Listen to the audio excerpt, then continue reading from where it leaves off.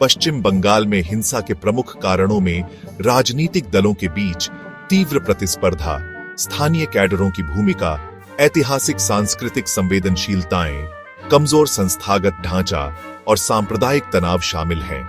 इन कारणों के चलते जमीन अधिग्रहण से जुड़े आंदोलन, चुनावी क्लैश, सांप्रदायिक दंगे और हालिया धार्मिक राजनीतिक टकराव जैसी घटनाएं नियमित रूप से देखने को मिलती हैं।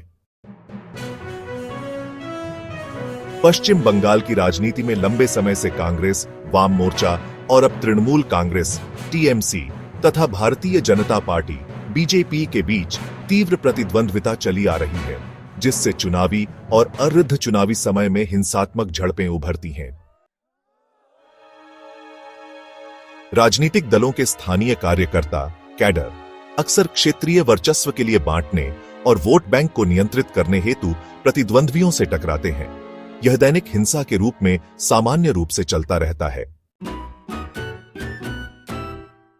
पूर्व बंगाल विभाजन, नक्सलवाड़ी आंदोलन, बड़े पैमाने पर पलायन और सामाजिक असमानताएं हिंसात्मक परिदृश्य की जमीन तैयार करती हैं। पुलिस एवं न्याय तंत्र पर राजनीतिक दबाव, एफआईआर रजिस्ट्रेशन में अनिच्छा और आरंभिक जांच में पक्षपात से हिंसा को दमन की बजाय बढ़ावा मिलता है। धार्मिक और जातीय विभाजन, पूजा पंडालों के अधिकार से लेकर धार्मिक स्थलों के विवाद तक सांप्रदायिक रंग में रंगे झड़पों का सिलसिला बन जाता है। सरकार द्वारा औद्योगिक परियोजना के लिए भूमि अधिग्रहण के विरोध में किसानों ने मार्च 2007 में नंदीग्राम में अवरोध लगाए। पुलिस ने बुलडोजर और गोली चलाई, जिसमें 14 लोग मारे गए।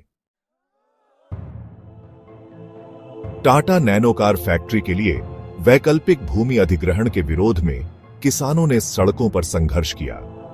कृषि योग्य भूमि में खारे पानी का इंजेक्शन और पुलिसिया लाठीचार्ज ने हिंसा को हवा दी।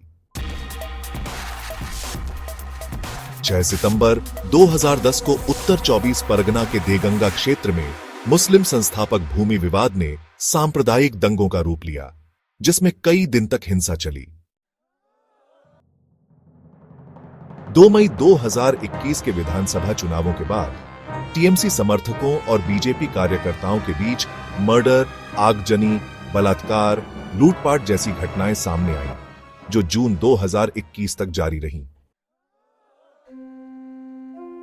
अप्रैल 2025 में वक्फ बोर्ड के पुनर्गठन के बाद कांग्रेस एवं बीजेपी ने राज्य सरकार पर उत्पन्न तनाव का आरोप लगाया, जिसमें कई जगह प्रदर्शन हिंसक बन गए।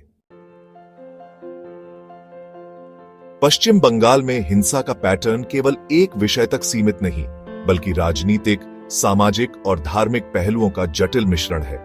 कमजोर संस्थागत तंत्र और स्थानीय कैडरों की सक्रियता ने हिंसात्मक प्रवृत्ति को लंबे समय तक जिंदा रखा है। सतत सुधार के लिए निष्पक्ष प्रशासन, मजबूत कानून व्यवस्था और समुदायों के बीच संवाद की पहल आवश्यक है।